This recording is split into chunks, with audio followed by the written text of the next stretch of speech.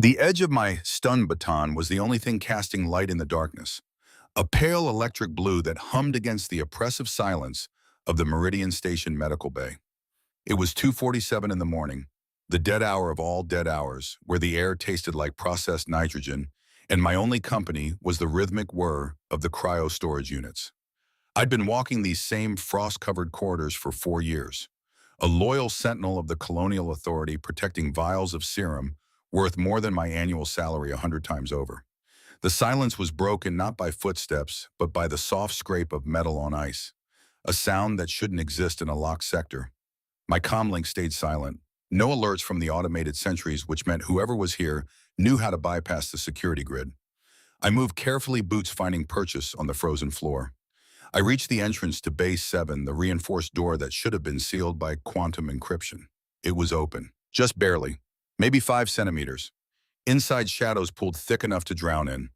Frostfall was a brutal world, a planet locked in eternal winter, where temperatures outside the domes dropped to minus 140 degrees.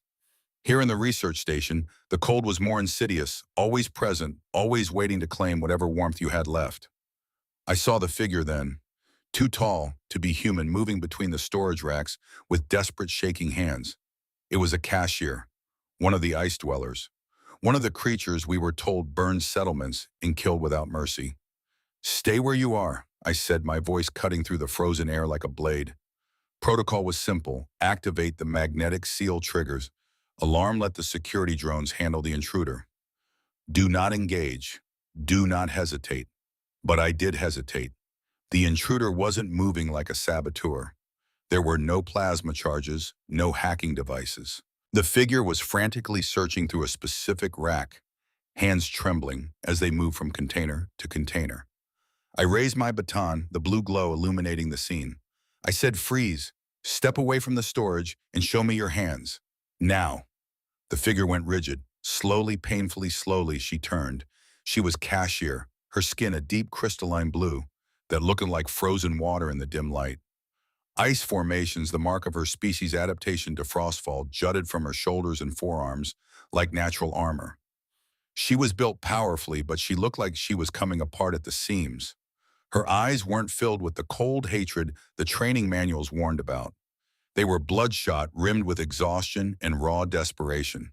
In her hand was a single vial of Thermogen 7, a temperature stabilizer used for treating hypothermic shock. A small pack sat at her feet, filled with basic medical supplies she'd scavenged from the lower shelves. "Put it down," I said, my baton level with her chest. "Hands up or I trigger the security response." She didn't drop it. She clutched the vial against her chest like it was sacred. "Please," she whispered. Her voice was a low, resonant sound like ice cracking under pressure. "Please, I am not here for your war. Everyone's here for the war." I snapped my finger, hovering over the alarm trigger on my wrist. "You're 2 kilometers inside a restricted zone. That's an act of aggression. Give me one reason why I shouldn't activate the containment protocol right now." "My son," she said, and the words seemed to break something inside her. The vial rattled in her trembling grip. "He is 5 years old. The cold sickness has taken his core temperature. Our healers have nothing left. They told me he would not survive 3 days without the stabilizer." I stared at her.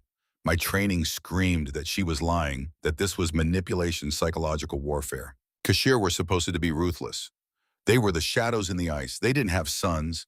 They didn't cry. But as she sank to her knees, I saw the frozen tracks of tears on her blue cheeks. She looked exactly like my father had 12 years ago, begging a medic who said there wasn't enough serum for a miner's daughter like my sister. "I tried to trade for it," she said, her head bowed. "I went to the border markets. I offered the ice silver of my ancestors. They laughed. They said they don't sell medicine to frost rats. So I became what they called me. I came here." I felt a cold shiver that had nothing to do with the frostfall wind.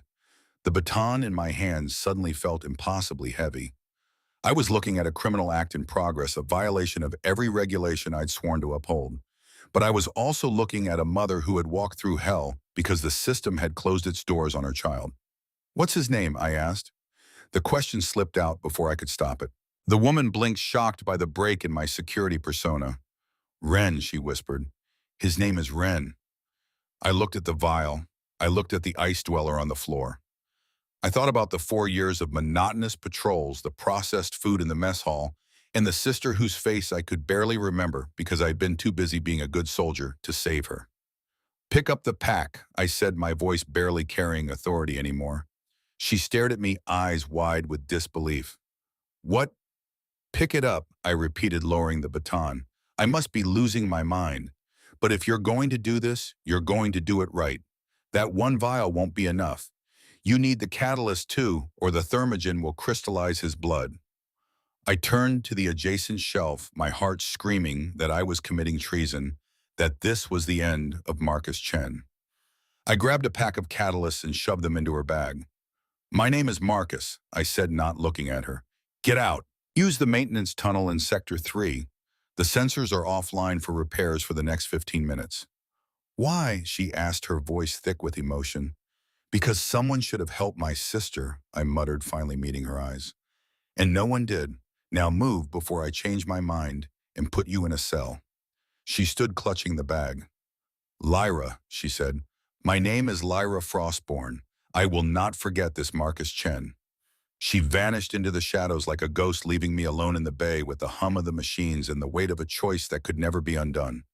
The air in the Meridian Station barracks always smelled of recycled oxygen and regret. I sat on the edge of my bunk, staring at my hands. They were steady as soldiers' hands, but inside everything was chaos.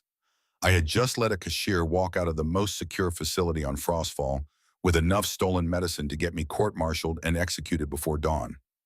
I should have felt guilty. I should have felt like a traitor. Instead, all I felt was a strange, hollow clarity. "Marcus, you still alive?" I looked up. Torres was leaning against the locker, chewing a stim tablet. He was young, maybe 23, still believed the colonial authority was bringing civilization to the ice. "Just tired," I said, rubbing my face. "Long shift. Anything happen?" "You look like you saw a phantom." "A phantom? That's what we called the ghosts of colonists who died in the frozen wastes." "Nothing," I lied. "Just the usual. Silence and cold." Torres shrugged. "Boring is good. Better than the ice crawlers coming over the wall. I heard Commander Voss has us on high alert starting at 600. Thinks they're planning something in the ice fields." I felt a jolt of panic. If the military moved now, Lyra wouldn't make it back to her settlement. She was traveling light, but the frozen wastes were a graveyard for anyone without proper thermal gear. And she was carrying liquid gold. If a patrol caught her, they wouldn't ask questions. They'd just see blue skin with stolen meds and open fire. I checked my internal comm. 5:32, 48 minutes. I stood up, grabbing my thermal jacket. "Where are you going?" Torres asked, frowning. "Your shift ended." "Forgot my data pad in the bay," I said, walking toward the door. "Get some sleep, kid. I'll see you at breakfast." I didn't go to the bay. I went to the vehicle depot. Meridian Station was a sprawling complex of reinforced plasteel and energy shields built into the side of a massive ice shelf. To the east lay the sun side, a wasteland of blinding white. To the west, the dark side, where temperatures could kill in minutes. I needed a skimmer, a small, fast atmospheric vehicle that could bypass the main gates. "Morning, Sergeant," the mechanic said, not looking up from a disassembled engine. "Skimmer 9 is prepped for patrol. You have authorization." "Standard perimeter check," I said, sliding into the pilot seat. "Log it under Chen, checking thermal sensors near the western gate." The mechanic waved me off. "Whatever. Just don't bring it back damaged. These ice runners are expensive to repair." I cleared the hangar and dove into the twilight. The transition was always jarring, one moment under artificial light, the next in the perpetual gray-blue haze of Frostfall's frozen atmosphere. I pushed the throttle, the skimmer screaming as it cut through the frigid air. I was tracking heat signatures. Kashir had higher core temperatures than humans adapted to generate internal warmth. If Lyra was on foot, she'd glow like a beacon on my scanner. They're a small, pulsing dot 3 kilometers past the border. She was moving fast, but she was headed straight for an ice canyon where the wind speeds could tear metal apart. I intercepted her at the canyon mouth. She heard the engines and dove behind a jagged ice formation, her salvaged rifle aimed at my cockpit. I set the skimmer down on the landing struts, hissing as they bit into the ice. I stepped out, Hands raised the cold, hitting me like a hammer, even through my thermal suit. "It's me," I shouted over the howling wind. "Marcus!" Lyra stepped out from cover, her eyes narrowed. "Why are you here? Did you bring more soldiers to finish what you started?" "I'm alone," I said, walking toward her. "You won't make it, Lyra. The authority is moving to high alert. They're launching drones in 30 minutes. If you're still in the open, they'll find you." She looked toward the horizon where the faint glow of Meridian Station cut through the dark. Then she looked at the bag in her hand. "My settlement is still 8 kilometers away. The child, he doesn't have 30 minutes. "Get in the skimmer," I said. She hesitated, her survival instincts battling with her desperation. "You would risk your life again for a frost rat." "I told you I'm not doing this for you." I snapped, the cold making my temper short. "I'm doing it for the kid. Now get in before we both freeze." She climbed into the co-pilot seat, her massive frame making the small cabin feel cramped. I pushed the skimmer hard, staying low in the canyons to avoid radar. We didn't speak. The air between us was charged with centuries of hatred and 10 minutes of fragile trust. We reached the Icefield settlement 15 minutes later. It wasn't a fortress or a military installation.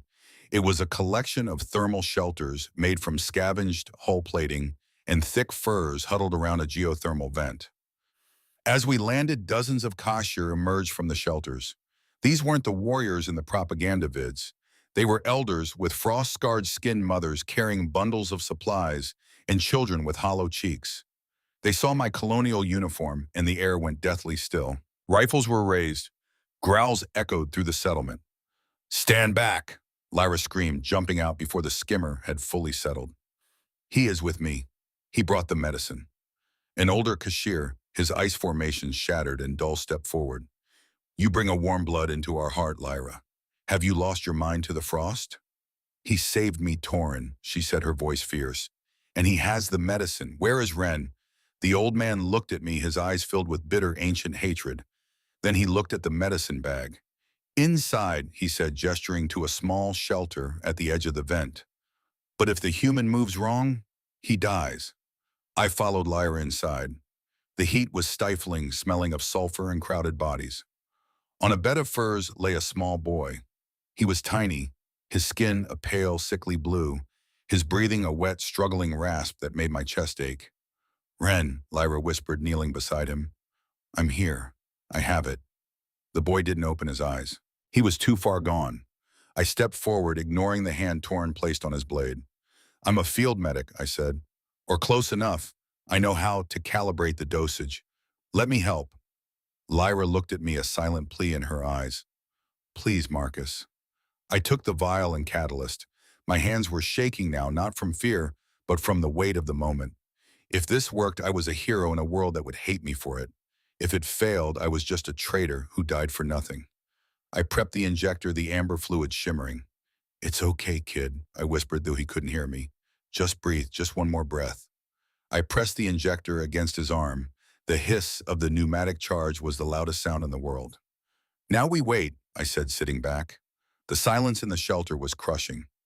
Lyra held her son's hand, her lips moving in a silent Kashir prayer.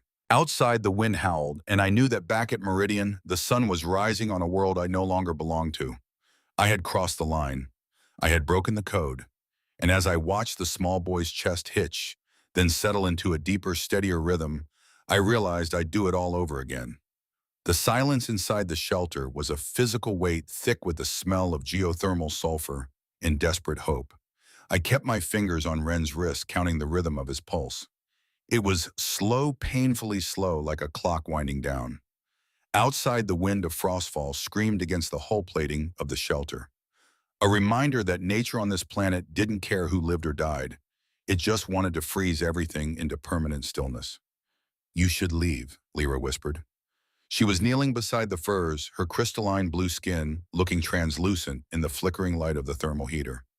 "The dawn cycle will reach Meridian soon. If you are not in your quarters when the shift changes, you are dead." I didn't move. I watched the boy's chest. For a moment, it stopped entirely. My breath caught. Then, with a shuddering gasp, Ren drew air. It wasn't the wet, struggling sound from before. It was cleaner, thinner. The thermogen was working, rebuilding the microstructures in his lungs that the cold had tried to shatter. I'm already dead, Lyra, I said, my voice sounding like gravel. I walked out of that bay with 3,000 credits of restricted biotech. The moment they run inventory, my ID goes from active to fugitive status. Lyra leaned forward, her ice formations catching the dim light. We did not ask for this sacrifice, Marcus Chen. Why did you do it, Billy? It was more than just a sister you lost 12 years ago. You look at us and see enemies, yet you act like family. I looked at her, and for the first time, I didn't see a frost rat or an ice crawler. I saw a person who was tired of being hunted. I saw the same weariness in her eyes that I felt every time I polished my armor for a war that felt like it had been going on since the planet froze. Maybe I'm tired of following rules that only seem to apply when someone's dying, I said.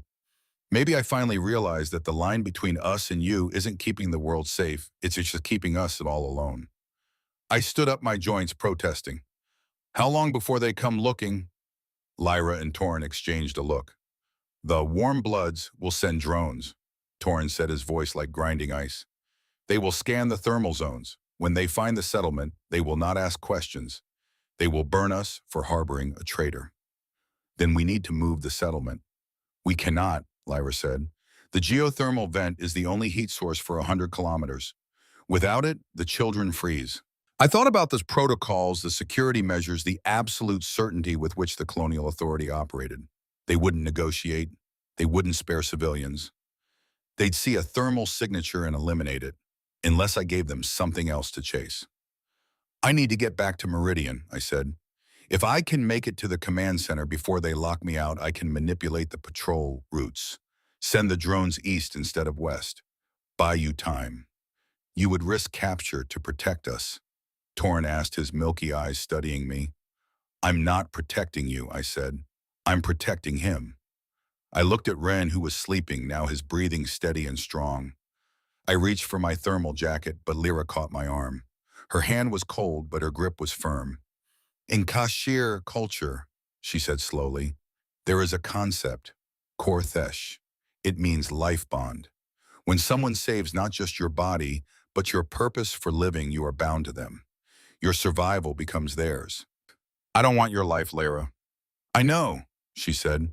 That is why you have it. I left the shelter and climbed back into the skimmer. As I lifted off, I looked down at the settlement. It was so small, so fragile against the vast white emptiness of Frostfall.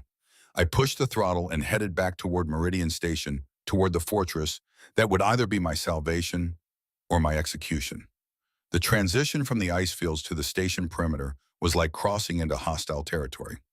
Every sensor ping felt like an accusation. Every comm check from the tower felt like a noose tightening. I landed the skimmer in the depot, my heart hammering. The mechanic looked up from his work. You're back early. Sensors okay? Fine, I said, climbing out. Just routine. I walked toward the barracks, forcing my pace to stay casual. Every corridor felt like a gauntlet. Every passing soldier felt like a potential executioner. I reached my quarters and slid the door shut. Torres was gone, probably already at breakfast. I had maybe 20 minutes before someone noticed I'd been gone longer than a bathroom break. I pulled up my personal terminal and accessed the patrol routing system. It was a risk every keystroke would be logged, but I needed to redirect those drones. I created a false thermal anomaly report, a large heat signature detected in Grid 7 East, consistent with unauthorized Kashir activity. Priority target for immediate investigation. I uploaded it to the command queue and watched as the system accepted the data. Within minutes, the drone patrol routes shifted eastward away from Lyra's settlement. I had bought them 6 hours, maybe 8 if I was lucky. My terminal chimed, a message from Commander Voss. Report to command immediately. My stomach dropped. I stood up, straightened my uniform, and walked toward what I knew would be either a cell or a firing line. Commander Voss's office was a stark room of ice-reinforced plasteel and tactical displays. She stood at the window looking out at the frozen expanse of Frostfall, her reflection ghostly in the glass. Sergeant Chen, she said without turning around. Do you know why you're here? No, ma'am. Don't lie to me, Marcus. She turned her face a landscape of scars from 20 years on Frostfall. The inventory system flagged a discrepancy in Bay 7, Thermogen 7 and Catalyst. Missing. and your biometric signature is all over the access logs. I stood at attention, my mind racing. There was no point in denying it. The evidence was digital irrefutable. I took the medicine, ma'am. Why? I met her eyes. A child was dying, a cashier child. I gave his mother what she needed to save him. Voss walked to her desk, her boots clicking on the frozen floor. She pulled up a holographic display surveillance footage from the bay. There I was, handing supplies to Lyra, my face clearly visible. You understand this is treason, Voss said. Aid to enemy combatants. Theft of colonial property. You'll be court-martialed, Chen, stripped of rank, possibly executed. I understand, ma'am. She studied me for a long moment. I should arrest you right now, but I'm not going to.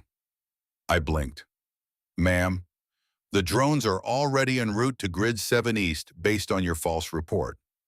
That was clever. Stupid, but clever. I'm giving you 12 hours, Chen. 12 hours to make this right or to disappear. After that, I can't protect you. Why would you protect me at all? Voss looked back out at the ice. Because 20 years ago, I had a daughter. She got the cold sickness. The medical officer told me there wasn't enough serum for enlisted families. Officers' children got priority. I followed the rules, Marcus. I let her die because I was a good soldier. She turned back to me. Don't let that boy die. 12 hours. Then you're on your own. I left her office, my head spinning. Voss had given me time, but time for what the authority would still come. They'd still find Lyra's settlement. Unless I could prove that the cashier weren't the enemy, I needed evidence. I needed to show that they were just colonists, adapted survivors, not monsters. I went to find the one person who might help, Dr. Samir Okoye, the station's xenobiologist. I found him in the research lab, hunched over a microscope. Samir was brilliant, eccentric, and perpetually exhausted. He looked up when I entered. Marcus, what are you doing here? I need your help, Doc. I need you to analyze something. Analyze what? I pulled out a small vial, a sample of Ren's blood I'd taken before administering the thermogen. Cashier D, nay, I need you to compare it to human baseline. Samir's eyes widened. Where did you get this? Does it matter? He stared at me then, at the vial. If I run this analysis and it shows what I think it will, it could change everything. But it could also get us both killed. I know. Will you do it? Samir took the vial. Give me 4 hours. I spent those 4 hours in a state of controlled panic, watching the chronometer tick down. At hour 3, my comm buzzed. Samir's voice. Get to the lab, now. I ran. When I arrived, Samir had a holographic DNA helix rotating in the air. Look at this, he said, his voice shaking. Cashier DNA. It's 91% compatible with human genome. The ice formations, the blue skin, it's all adaptive response to extreme cold. They're not aliens, Marcus. They're human colonists who evolved. How long ago? Maybe 200 years, when the first colony ship crashed on Frostfall and survivors adapted to survive. This changed everything. If the cashier were human, then the war wasn't a conflict between species. It was a civil war, a genocide. I need to take this to Voss. They'll bury it, Samir said. The authority has invested too much in the war. Admitting the truth means admitting culpability. Then we don't give them a choice. We broadcast it. I took Samir's data and headed to the communications array. If I could send this to every terminal in the station, every soldier would see it. The truth couldn't be buried if everyone knew. But as I reached the comm center, alarms began blaring. Red lights flooded the corridors. A voice over the intercom, security breach detected. All personnel to stations. Hostile contacts approaching from Grid 7 West. My blood went cold. They'd found the settlement. I ran to the command center. On the tactical display, I saw them dozens of cashier thermal signatures moving toward Meridian Station. Voss was already armored, issuing orders. Defensive positions, seal the gates. Commander, wait, I shouted. They're not attacking, they're evacuating. What are you talking about? The settlement, something must have happened. They're coming here for shelter. Voss looked at the display, then at me. If we let them in, it's an act of treason. The authority will glass this entire station. If we don't, we're murderers. For a long moment, Voss said nothing. Then, open gate 7, medical teams to the staging area. If this goes wrong, Chen, we both hang. The gates opened, and the cashier came through, mothers carrying children, elders struggling against the wind, warriors supporting the injured. And at the front, carrying Ren in her arms, was Lyra. The staging area became chaos.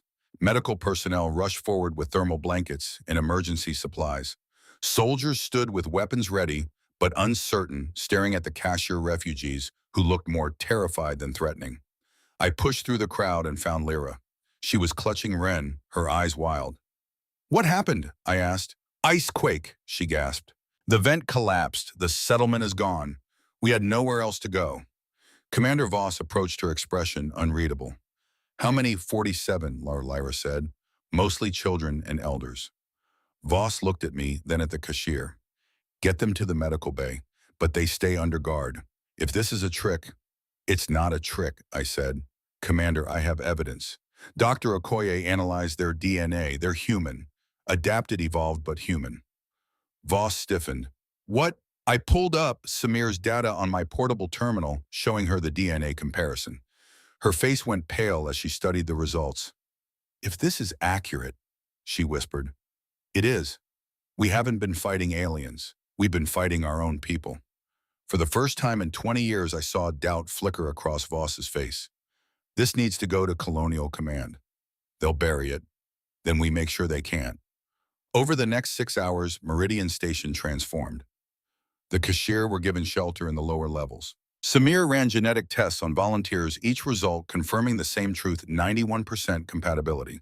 Human origin. Torres found me in the mess hall where I was sitting with Lyra and Ren.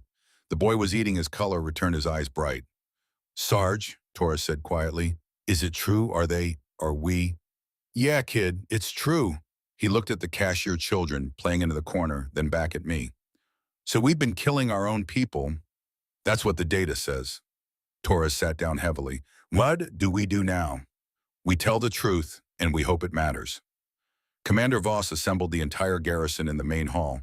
On the central display, she showed Samir's genetic analysis alongside historical records of the first colony ship, the Meridian, which had crashed on Frostfall 2 centuries ago with no survivors. Except there had been survivors. They'd just evolved to survive the cold. "For 20 years, Voss said, her voice carrying across the silent room, "we've been told the Kashir are the enemy, but the evidence shows they are descendants of human colonists.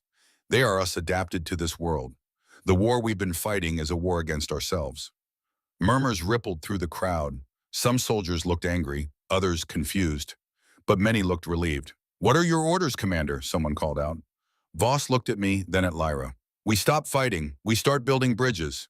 The colonial authorities' response came within hours. Voss was relieved of command. The station was placed under quarantine. An investigative team would arrive within the week to assess the situation. But by then, something had already changed. Soldiers were sharing rations with Kashira refugees. Engineers were working with ice dwellers to design better thermal shelters. Children, human and Kashir, were playing together in the lower levels. The bridge was fragile, built on truss that could shatter at any moment. But it existed. 3 months later, I stood in the staging area with Lyra, watching as the first permanent settlement took shape. A joint colony designed by both species, built to withstand Frostfall's harshest conditions. "You know they're still coming for you," Lyra said. "The authority won't let this stand." "I know, but they'll have to go through a lot of people to get to me now," she smiled. "Korthesh, remember, your survival is mine." Ren ran up, his blue skin gleaming in the artificial light. "Marcus, come see what we built." I followed him to where a group of human and Kashir children had constructed an elaborate ice sculpture, a bridge spanning from one side of the play area to the other. "It's beautiful," I said. "It's us," Rennie said simply, "together." I looked at Lyra, at the settlement, at the children playing without fear or hatred. The colonial authority would send their investigators. They might shut this down. They might arrest me. But they couldn't erase what we'd proven, that the line between enemy and ally was never as clear as we'd been taught. That sometimes the bravest thing you could do was choose compassion over protocol. That in the end, we were all just trying to survive the cold, and we survived better together. Commander Voss found me at the settlement's edge, looking out at the ice plains. "The investigative team arrives tomorrow," she said. "I know. They'll want you in custody." "I know that too. But they'll have to explain why 100 witnesses, human and Kashir, are all telling the same story. Why genetic evidence proves the Kashir are human. Why the war was built on a lie. She handed me a data chip. Samir made copies, sent them to every major colony. The truth is out there now, Marcus. They can't bury it. I took the chip. What happens to you? Court-martial probably, but I'm old. I've made my peace. She looked at the settlement. This is what I should have done 20 years ago. Better late than never. The investigative team arrived as promised. They were cold, professional, and utterly unprepared for what they found: a functioning joint settlement, complete with genetic documentation and testimony from dozens of witnesses. They took me into custody along with Voss and Samir. But they didn't shut down the settlement. They could not, with the data already spreading through the colonies. During the tribunal, I watched as the prosecution tried to paint me as a traitor. But the defense, led by an unexpected advocate, Torres, who'd left the military to become a civilian lawyer, presented the genetic evidence, the historical records, the testimony of Kashir and humans living together.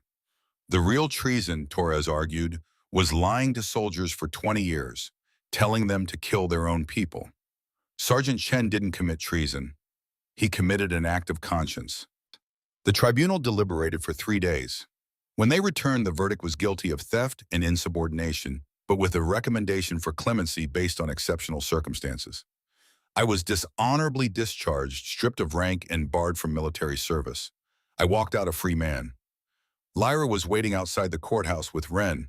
The boy had grown his ice formations, developing into the crystalline patterns of adolescence. "You're free," she asked. "Free enough. Then come home." Home, the word felt strange.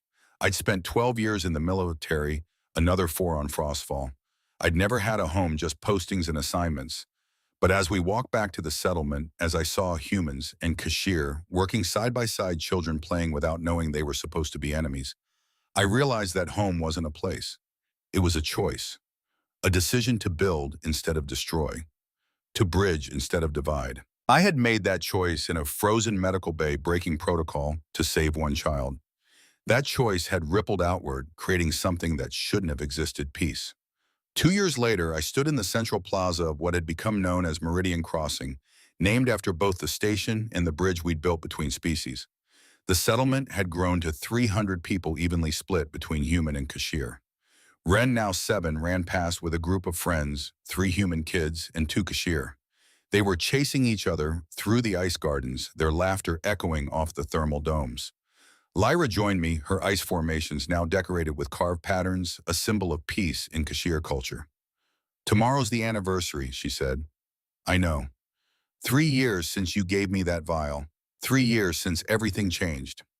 I thought about that night, about the terrified mother and the dying child, about the choice that had cost me my career, my rank, everything I'd built.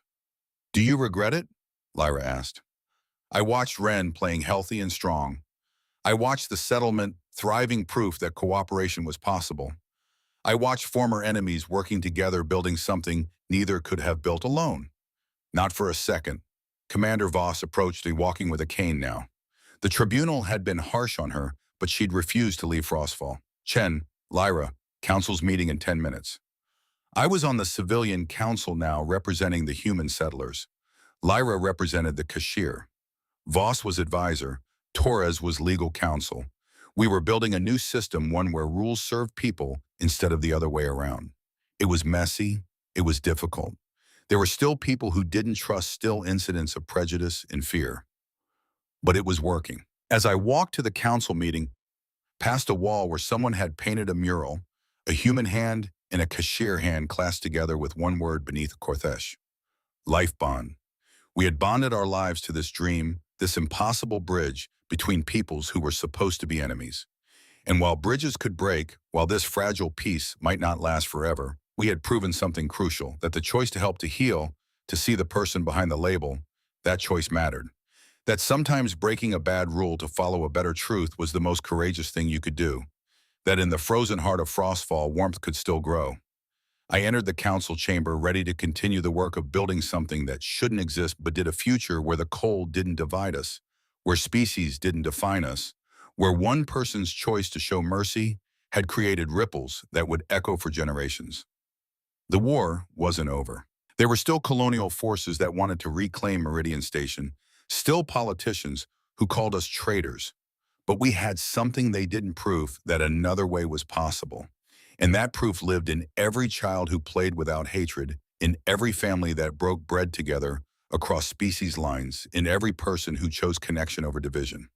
I had lost my rank, my career, my place in the system. 5 years after that first night in the medical bay, Meridian Crossing had become something the colonial authority couldn't ignore and couldn't quite destroy. The settlement sprawled across 12 square kilometers of ice-reinforced terrain, a patchwork of human engineering and Kashir thermal design. 300 had become 800, then 1,500. Now we were approaching 3,000 souls, a roughly equal mix of human and Kashir, with a growing number of children who didn't remember a time when the two species were enemies.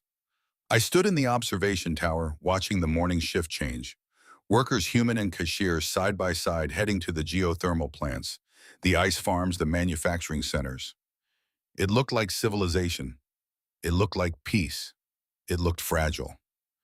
Marcus, Lyra's voice came from behind me. She'd aged well over the 5 years, her ice formations now fully mature, etched with the intricate patterns that marked her as an elder among her people.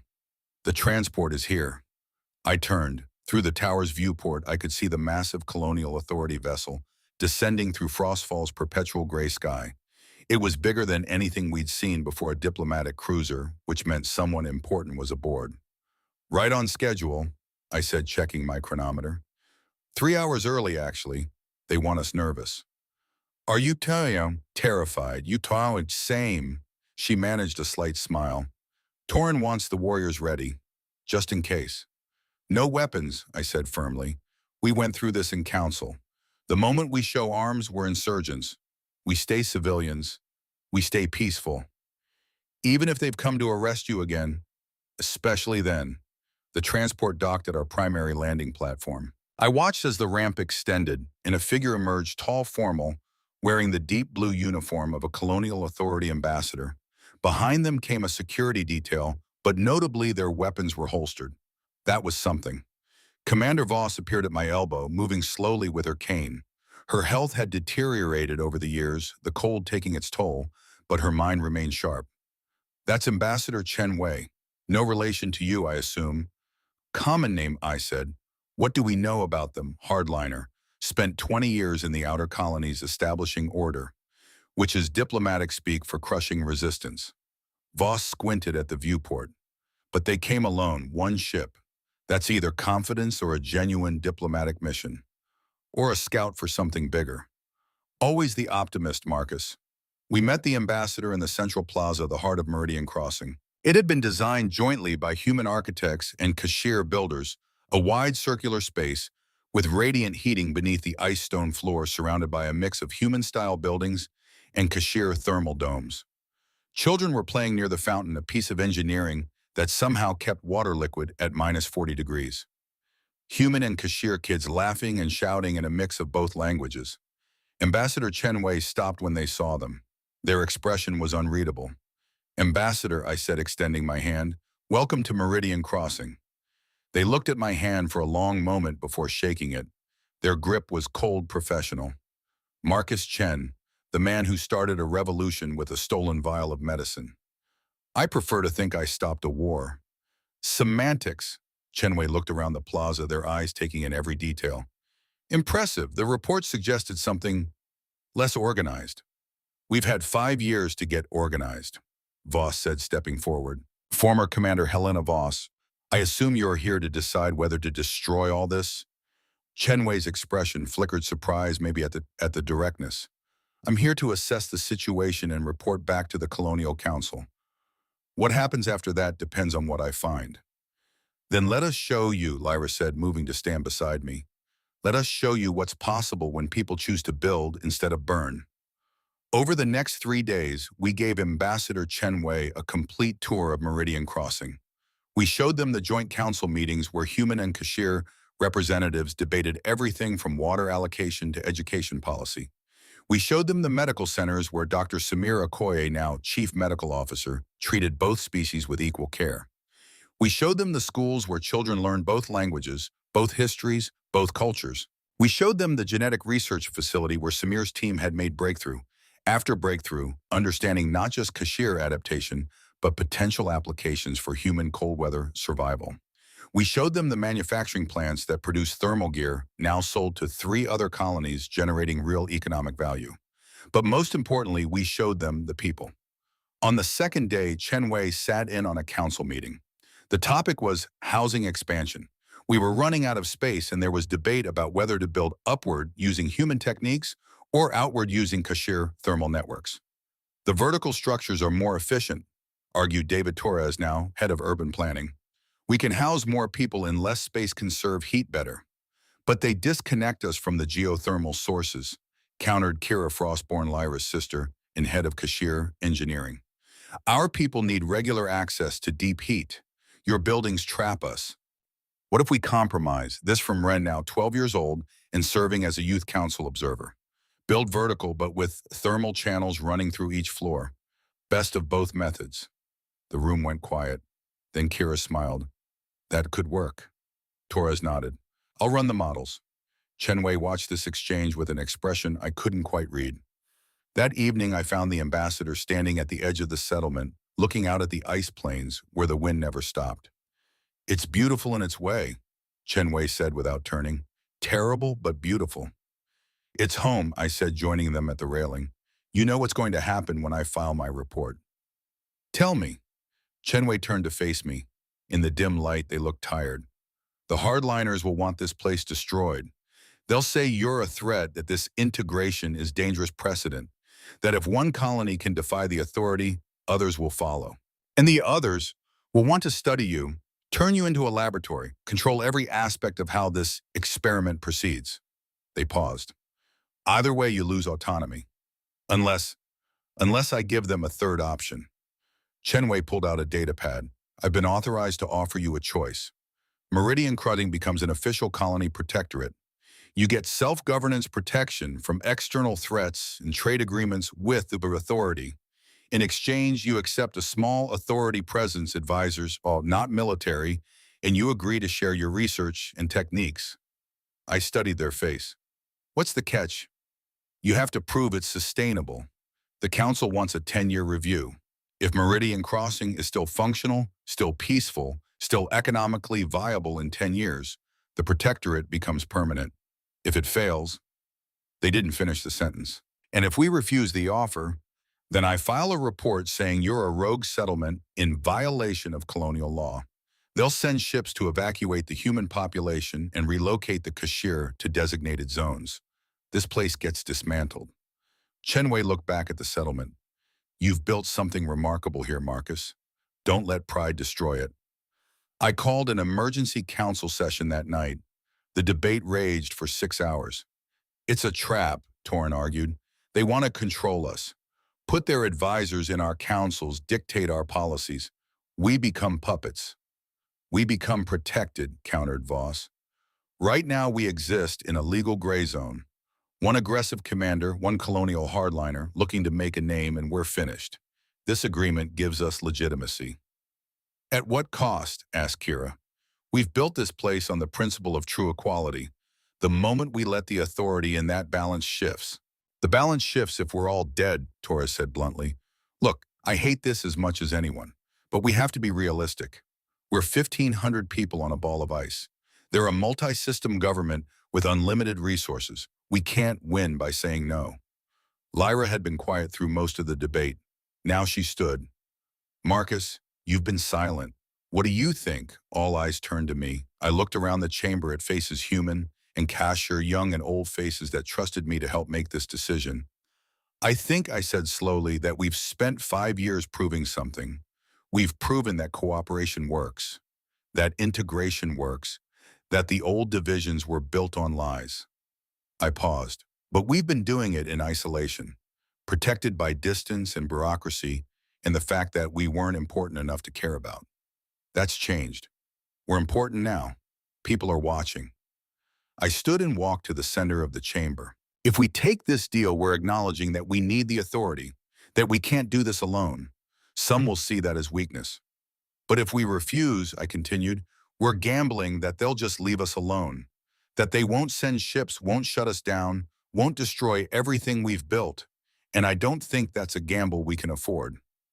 So you're saying we accept, Torrin asked. I'm saying we negotiate. We accept the protectorate, but we set strict limits on authority presence. No military personnel. Advisors must be approved by council vote. All research sharing is reciprocal. They give us access to their resources too. And we get the terms in writing enforceable by colonial law. Voss nodded slowly. Turn their own system against them. Make them bound by their own rules. Exactly. The vote was close, 12 in favor, 8 against, 3 abstentions. But it passed. I met with Chen Wei the next morning to present our counter-proposal. They listened carefully, made notes, asked clarifying questions. This is more structured than I expected, the ambassador said. You've thought this through. We've had practice building structures that shouldn't work but do. Chen Wei smiled slightly. I'll present this to the council. I can't guarantee they'll accept all terms, but they paused. Personally, I hope they do. What you've built here shouldn't be possible, but it is, and maybe that means we need to rethink what's possible elsewhere. 3 weeks later, the response came. The colonial council had accepted our terms with minor modifications. Meridian Crossing was now officially a colony protectorate with a 10-year review period. We celebrated that night, Human and Kashir together in the central plaza, sharing food and stories, and the fragile hope that maybe, just maybe, we'd secured our future.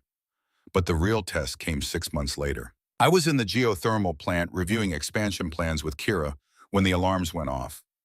Not the security alarms, the environmental ones. Thermal collapse in Sector 7, the automated system announced. Evacuate immediately. Thermal collapse in Sector 7. That was where we'd built the new residential complex, the compromise design that Ren had suggested. Vertical human structure with Kashir thermal channels. 300 people lived there. Half human, half Kashir. I ran. By the time I reached Sector 7, smoke was already rising from the complex. Not fire, frostfall was too cold for normal fire, but superheated steam from a ruptured thermal line. The building was losing heat catastrophically. In the outside temperature of -70, anyone trapped inside had minutes before hypothermia set in. Emergency teams were already assembling. I saw Lyra directing Kashir rescue workers, their natural cold resistance, allowing them to enter areas where humans couldn't survive. Torres was coordinating human teams with thermal suits, mapping out safe entry points. What happened? I shouted over the noise. Thermal coupling failure, Kira yelled back, her face pale. The new design, the connections between human structure and Kashir D heat channels, one of them gave way. The whole system is cascading. How many inside? At least 40, maybe more. Morning shift hadn't fully cycled out yet. I grabbed a thermal suit and started toward the building, but Voss caught my arm. She'd somehow gotten here ahead of me despite her age and injuries. You're not rescue trained, she said. I'm not watching from the sidelines. Then coordinate. Let the trained people do their jobs. You do yours. She was right. I forced myself to step back, to think like a council member instead of a panicked civilian. We need a triage center, I said. Close enough to get people care fast, far enough from the building to be safe. Torres, can we use the assembly hall? On it. Lyra, your people have better thermal sense. Can they identify which parts of the building are still structurally sound? Already mapping it. She was working with 3 other Kashir, their ice formations actually glowing slightly as they sensed the heat patterns in the building. Over the next 4 hours, we pulled people out. The Kashir rescue workers went in first, using their cold resistance to reach areas that would have killed humans instantly. They located survivors and marked safe paths. Then human teams with advanced thermal suits followed, carrying out those too injured or young to walk. It was brutal, desperate work. We lost 3 people, 2 humans and 1 Kashir, overcome by the toxic steam before we could reach them. But we saved 37. That night, exhausted and heartbroken, we held a joint memorial for the dead. Human and Kashir families mourned together, the grief transcending species. In the crowd, I spotted someone unexpected, Ambassador Chen Wei. They hadn't left after delivering the protectorate agreement. They'd stayed observing. Now they were standing in the memorial circle, head bowed with everyone else. After the ceremony, Chen Wei found me. The council needs to know about this, they said. I felt my stomach drop. This doesn't invalidate the protectorate. It was a mechanical failure, not a structural problem with integration. I know. Chenwei looked at the damaged building where work crews were already stabilizing the structure. But I'm going to tell them anyway. Do you know why? I shook my head. Because of what I saw today. Human and cashier rescue workers coordinating perfectly. No hesitation about who to save first, no division by species. Just people saving people. They turned to me. And because when the building started to collapse, I watched a cashier woman shield a human child with her own body. She survived barely, but she didn't even think about it. She just acted. Chenwei pulled out their data pad. This is what the council needs to see. Not that you're perfect, but that when crisis hits, you respond as one community. That's what makes this work. The investigation into the collapse took 3 weeks. Kira's team discovered that the failure had been in the human-manufactured coupling, a stress fracture caused by poor quality control at the factory. We should have caught this in inspection, Kira told the council, her voice heavy with guilt. The design was sound. The execution was flawed. We all approved the vendors, Torres said. We all missed it. This isn't on you. But the damage was done not just to the building, but to confidence. Some human families started questioning whether the integrated designs were safe. Some cashier began wondering if human engineering could be trusted. The divisions we'd spent 5 years erasing started to reappear. Torn came to me privately one evening. The traditionalists among my people are using this as evidence that integration weakens us. They're saying we should return to pure cashier construction methods. And among the humans, same story, back to human-only designs, separate but adjacent. That's not sustainable, I said. This settlement works because we integrate, because we combine the best of both approaches. Tell that to the families who lost people. He was right. Logic and idealism didn't heal grief. I called a town meeting. The central plaza filled with over 1,000 people, the largest gathering we'd had since the settlement's founding. The air crackled with tension and hurt and fear. I stood in the center, aware that what I said next could either save everything we'd built or destroy it. 5 years ago, I began. I broke into a medical bay and stole medicine to save a dying child. I didn't think about politics or integration or building a better world. I just thought about a mother who was desperate and a boy who deserved to live. I looked around at the faces, human and cashier, watching me with a mix of hope and skepticism. 3 weeks ago, a building collapsed. 3 people died. 37 lived. And some of you are saying that proves we shouldn't have built together. That integration made us weak. I paused. I think it proves exactly the opposite. Murmurs rippled through the crowd. That building collapsed because of a manufacturing defect. A human manufacturing defect, yes. But you know what saved those 37 lives? Cashier, thermal, sensing, identifying safe zones. Human engineering, stabilizing the structure. Cashier, cold resistance, allowing first entry. Human thermal suits, enabling deep rescue. We saved them together, not as humans or cashier. As us. I pointed to the damaged building now surrounded by repair crews. We're going to rebuild that complex with better inspections, higher standards, more rigorous testing. But we're going to rebuild it together because separation doesn't make us safe, it just makes us alone. Ren stood up from where he'd been sitting with the youth council. At 12, he was tall, his ice formations developing the intricate patterns of adolescence. He'd become something of a symbol, the child who'd lived because of integration. I'm alive because a human broke the rules to save a cashier, Ren said, his voice carrying across the plaza. Everyone here knows that story, but there's another story you might not know. He walked to the center to stand beside me. Last year I got sick. Human sickness, a virus that cashier don't normally get. I was dying. The cashier healers didn't have treatment, but Dr. Okoye did, and the human medicines worked because Dr. Okoye and Kira Frostborn had been collaborating, learning from each other, sharing knowledge. Ren looked around at the crowd. I'm alive twice. Once because a human helped a cashier. Once because a cashier and a human worked together. That's what this place is. That's who we are. The murmurs grew louder, but the tone was changing. I saw faces softening, people nodding. Lyra stood. My son speaks truth. But let me add something. Grief is real. Loss is real. The families of the dead deserve our acknowledgement, not just our idealism. She walked to the center, standing on my other side. So here is my proposal. We rebuild, but we also remember. We build a memorial in that space not to replace the complex, but to honor those we lost. And we name it the Unity Memorial, because they died in a building that represented our attempt to live together. Let their memory remind us why we must keep trying.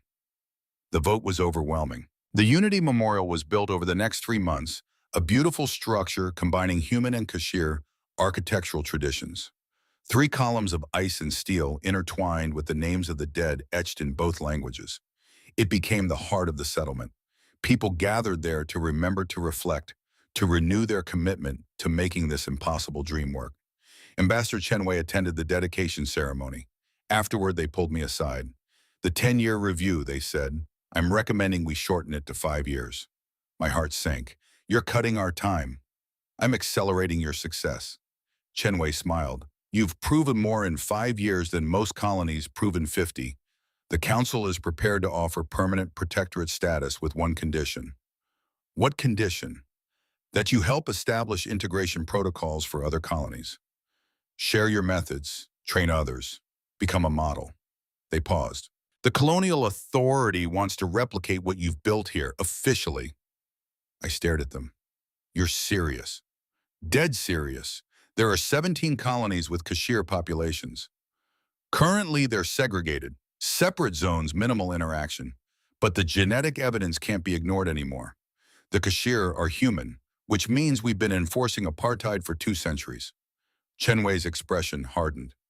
Some council members want to keep the status quo, but others see an opportunity to correct a historical wrong, to do better. And you want us to lead that change. I want you to teach it, show others it's possible, prove that integration isn't just an anomaly, but a viable path forward.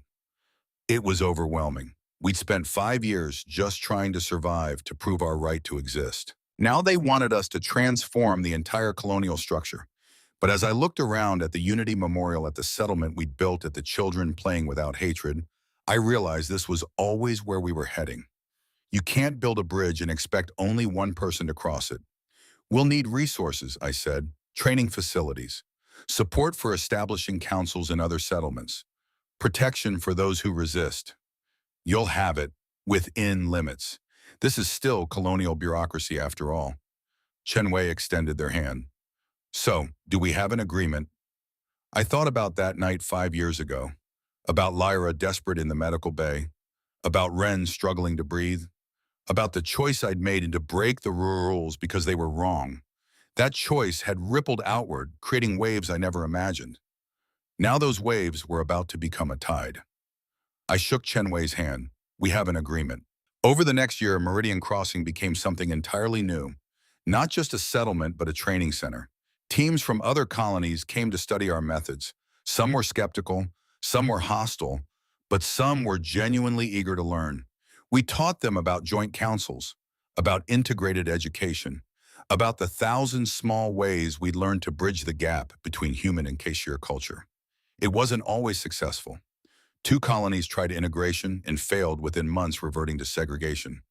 But 3 others succeeded, then 5, then 8. The tide was rising.